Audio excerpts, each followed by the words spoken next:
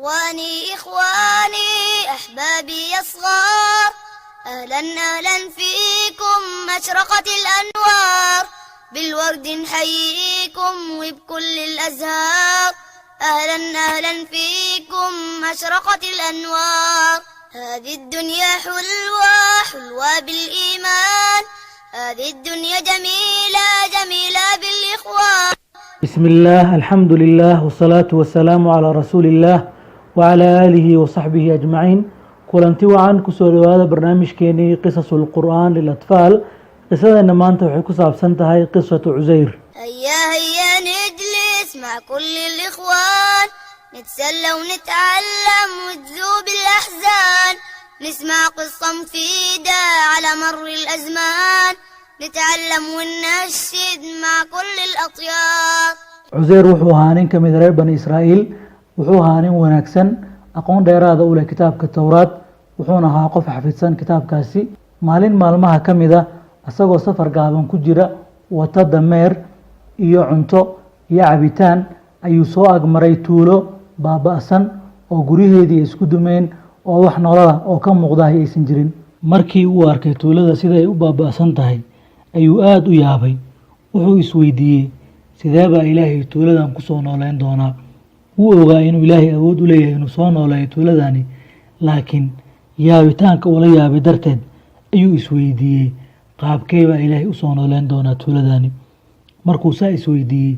ayaa meeshii uu joogay Ilaahay nafta uga qaaday waa uu dhintay waxaa kaloo nafta laga qaaday dameerkii uu watay muddo dheer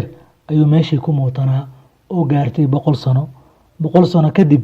ayaa Ilaahay soo nooleeyay wuxuuna u soo diray malagii ayaa weydiiyey muddo intee leeg ay halkan joogtay wuxuu yiri waxaan joogay maalin ama maalin barkeeda malagii ayaa ku yiri maya waxaad joogtay 100 sano oo aad halkan ku mootaneed Ilaahay ayaana hadda ku soo nooleeyay ee waxaad fiirisaa cuntadii aad wadatay iyo cabitaankii fiiri waxba iskama aynan bedelin oo sidoodiiba Ilaahay ku xifdiyey waxaa kalood fiirisaa dameerkii oo mar hore lafihiisii kala burbureen oo jirkiisii carada mar hore ku darsamay ayaa asagoo u jeeda Ilaahay awoodiisa lafba laftii kale meeshii kaga aadaneed ayay ka qabsatay ilaa lafihii oo dhan ay isqabsadeen oo dameerkii shakligiisii uu ku soo noqday lafihii baa haddana Ilaahay hilib hooyey oo dameerkii jirkiisii ayaa u soo noqday hilibkii iyo makhaarkii iyo timihii intiba ilaa naftii lagu soo celiyey oo uu dameerkii soo noolaaday intaa Cusayr waa u daawanaya markuu intaa arkay ayuu yiri waxaan ogahay in Ilaahay wax kasta awood u leeyahay waxaa la sheegaa in Cusayr maalinka uu dhimanayay uu jiray 40 sano markii la soo nooleynayay sidii uu ahaa lagu soo nooleeyay waxaa kaloo la sheegaa in uu magaaladii uu ka tagay uu dib ugu noqday oo wuxuu meesha ugu tagay wiilkiisii oo waagii hore uu kaga tagay asagoo jira 20 sano oo haddeertaan ugu yimid asagoo jira 120 sano wuxuu kaloo meesha ugu yimid wiilkiisa wiil u dhalay oo markaas 90 jir ah dadkii magaalada joogay iyo wiilashiisii markii uu yimid way garan waayeen markii uu ku yiri waxaan ahay Cusayr way rumaysan waayeen waxayna yiraahdeen Cusayr warkiisa muddo dheer ayaa ugu dambeysay 100 sano wax warkiisa sheegaya ma aanan maqlin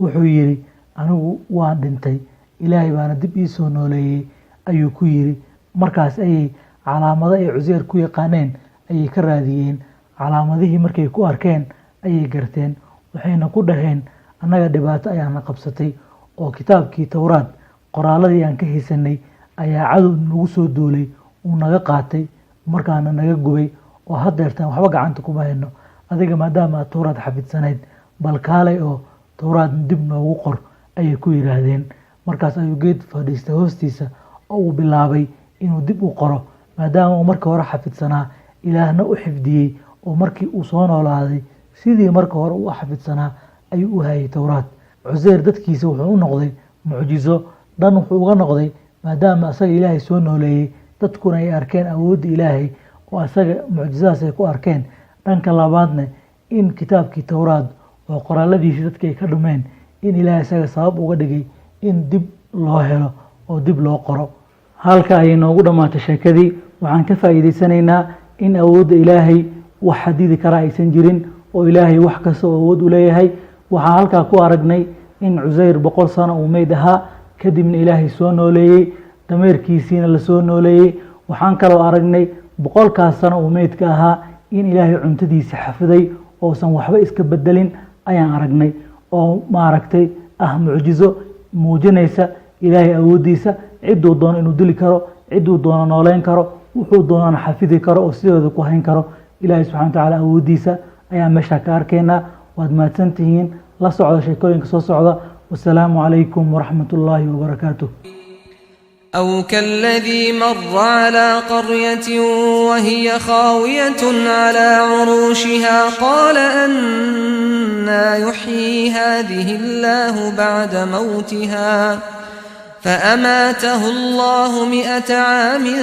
ثم بعثه قال كم لبثت قال لبثت يوما أو بعض يوم قال بل لبثت 100 عام فانظر إلى طعامك وشرابك لم يتسنه وانظر إلى حمارك ولنجعلك آية للناس وانظر إلى العظام كيف ننشزها ثم نكسوها لحما فلما تبين له قال أعلم أن الله على كل شيء قدير